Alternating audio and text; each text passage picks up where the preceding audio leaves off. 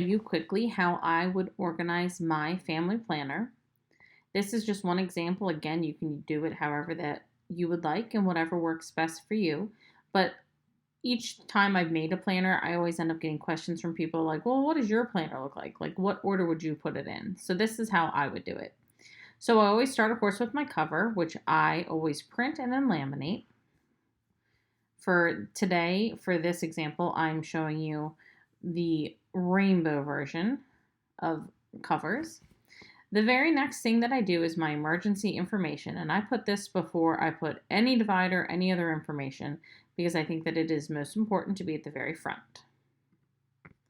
The next section that I start with is my meal planning, because I use this very often. I plan my meals every 2 weeks, so I put this at the very beginning, and also I can look back at this. I have my monthly meal plan. I put a bunch of these in there. When I am done with a month, I actually save them for a couple months. So that way, when I go to plan my next month, I can look at it. It's kind of like a cheat sheet to easily be able to fill in my next month. I'm telling you, it's actually really helpful to do that. Then after that, I have my weekly sheet where I will plan out a week. Again, I print multiples of these, and when I'm working, I always make sure I have 2 blank ones to start, so that way I can plan out 2 weeks at a time. I fill my meals in here, and then I write all the things that I need to go with it that aren't my normal staples that I already include whenever I shop.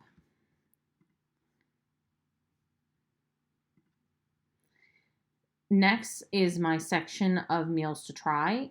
This is whenever I find a recipe on Pinterest or when I'm watching a Food Network show or a friend suggests something to me. This is where I write down the meals that we try, that I would like for us to try. When we've tried them, I cross them out, and if we like them, I move them to this section which is meals we eat.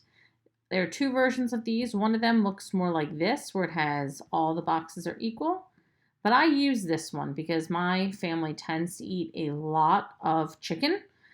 So I like to have a long section to be able to keep the chicken. And I'm not going to lie, there are multiple times that when I am first starting out my planner for the year, I find that I end up having to print a second one of these.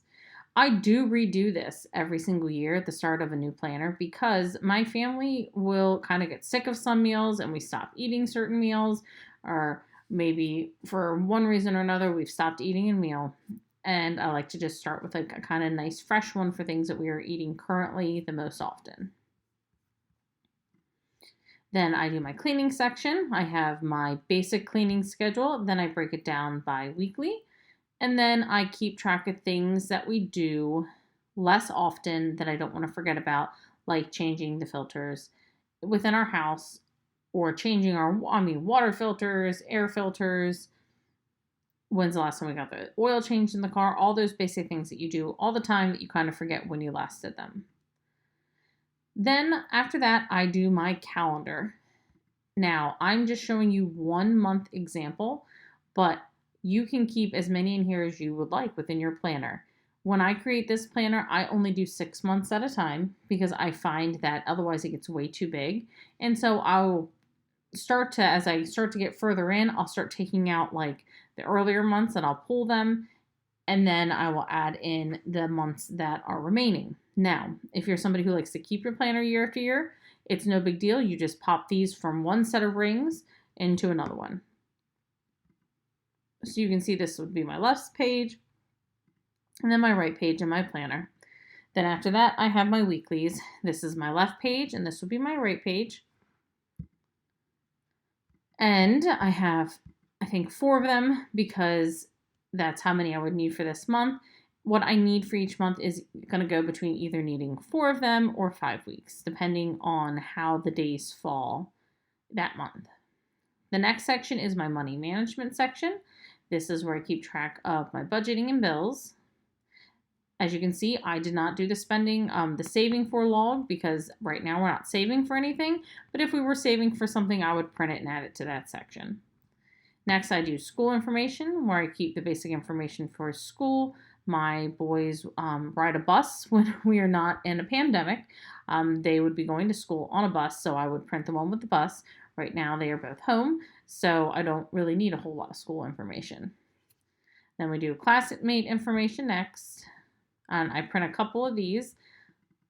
And my one son this year is homeschooling, so I'm only worried about putting the information for my one son. But if I had multiple kids, then I would do these in either separate colors, like print some on yellow paper, blue paper, or I would just make sure to write the child's name at the top so that I knew whose was whose, or use a divider somehow. The next section is your kids section, which is separate from school because this is about babysitting. And I print a bunch of these so that way they're ready to go. I do leave my emergency information with the babysitter, and I'll leave my family planner even, but for the actual day that the babysitter is coming, I would pull this paper out and give it to them. The next section is our birthdays and special occasions. This is where we keep track of people's birthdays and anniversaries, my card list, my gift idea list, my wish list for me. And then at the end, I end with our extra pages that don't really fall elsewhere, which is our donations and password tracker. And I can print multiples of both of these pages if I need them. Again, there is no wrong way to make your planner. My biggest thing that I try to tell people, and I've been really trying to make an effort of doing it more recently, is that your planner needs to work for you. What works for somebody isn't going to work for somebody else. So, hey, if you print something and it doesn't work out, then you can print another one. That's the best thing about these digital planners, is that when you're making your own planner, you can kind of shift and change the way that you need to meet your needs. So that's it. Thanks for watching.